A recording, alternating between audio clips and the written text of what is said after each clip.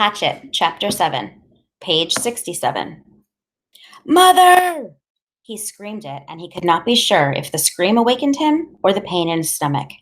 His whole abdomen was torn with great rolling joints of pain that doubled him in the darkness of the little shelter and put him over face down in the sand to moan again and again, Mother, mother, mother!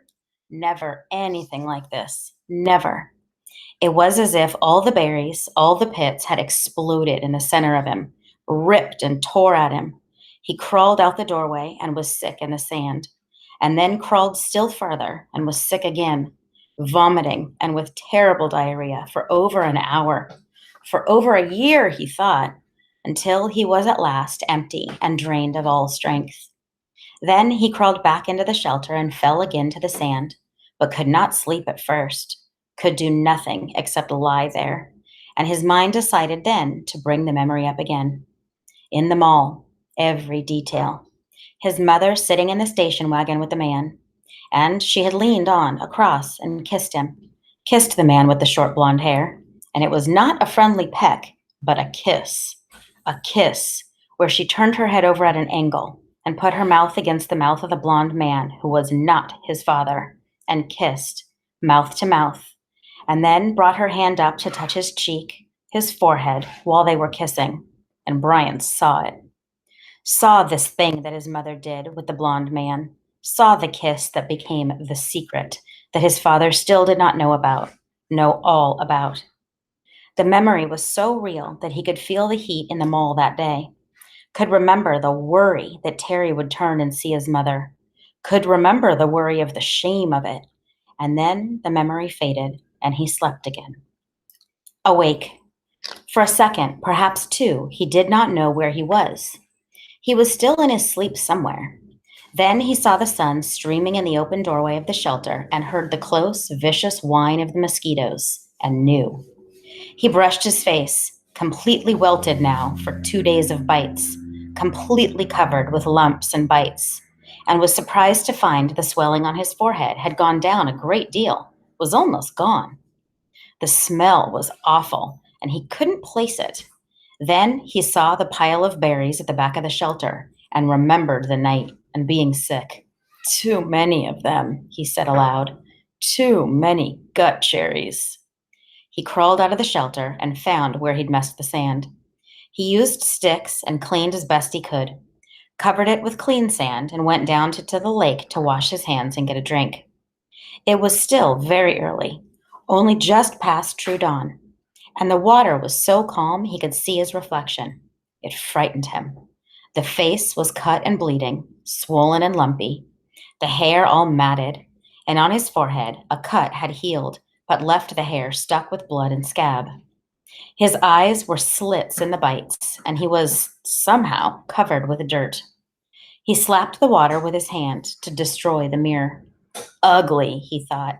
Very, very ugly. And he was, at that moment, almost overcome with self-pity.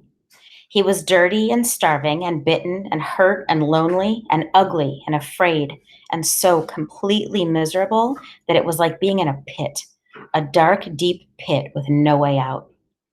He sat back on the bank and fought crying, then let it come and cried for perhaps 3-4 minutes, long tears, self-pity tears, wasted tears. He stood, went back to the water, and took small drinks. As soon as the cold water hit his stomach, he felt the hunger sharpen, as it had before, and he stood and held his abdomen until the hunger cramps receded. He had to eat. He was weak with it again, down with the hunger, and he had to eat. Back at the shelter, the berries lay in a pile where he had dumped them when he grabbed his windbreaker. Gut cherries, he called them in his mind now. And he thought of eating some of them. Not such a crazy amount as he had, which he felt brought on the sickness in the night, but just enough to stave off the hunger a bit.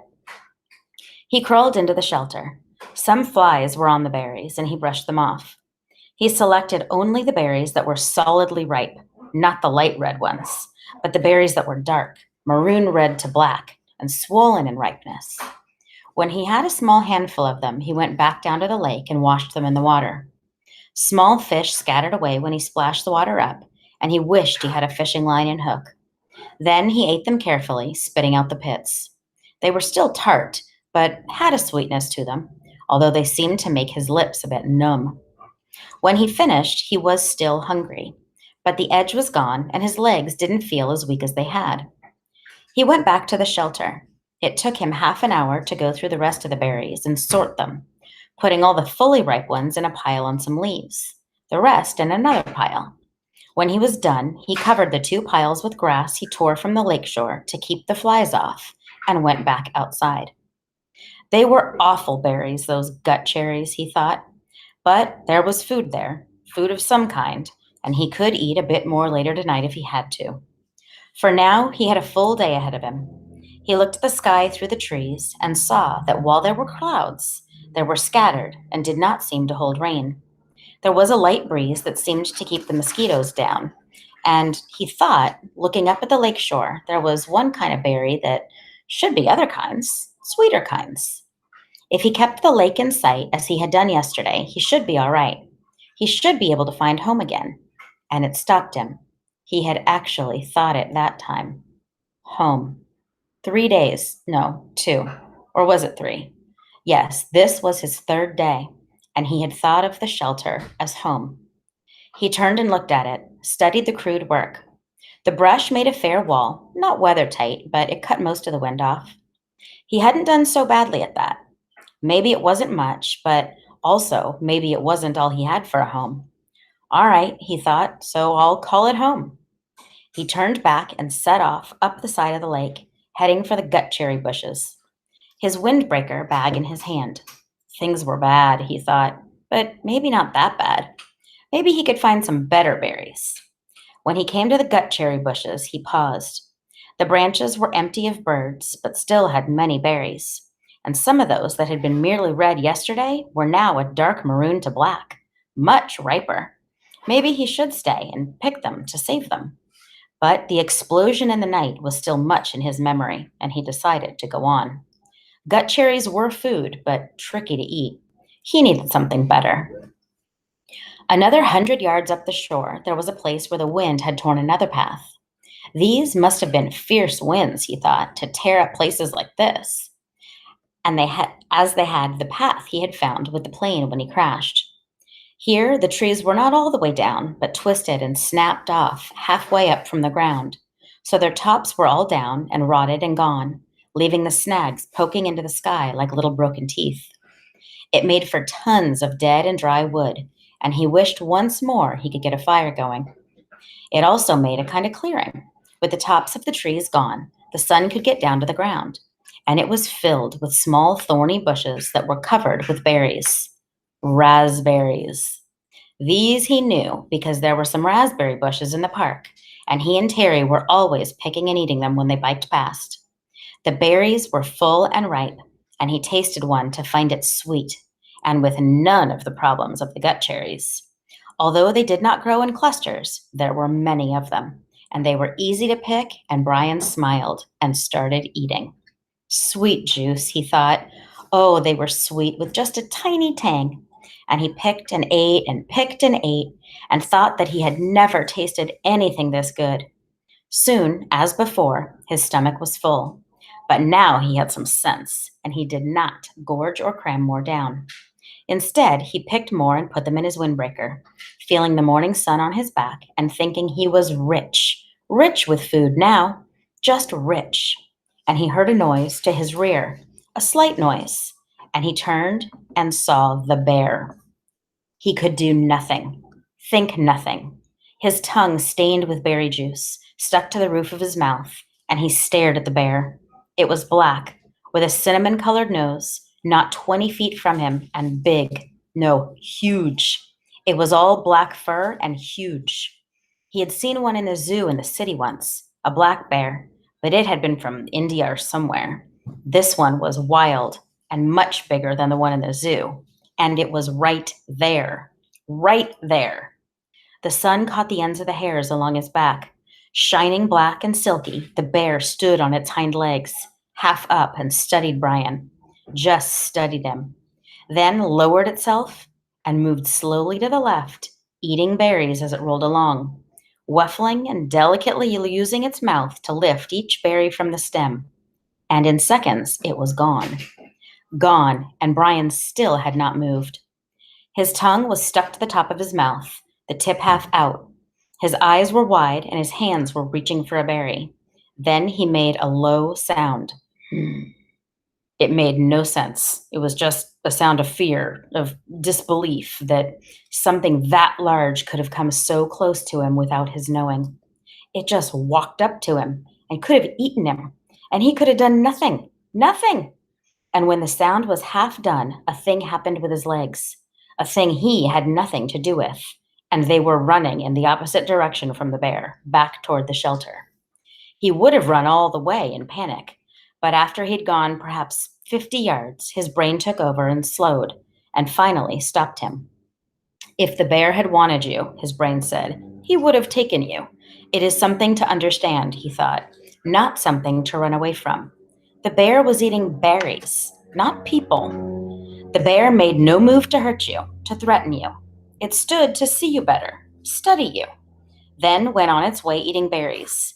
It was a big bear, but it did not want you, did not want to cause you harm. And that's the thing to understand here.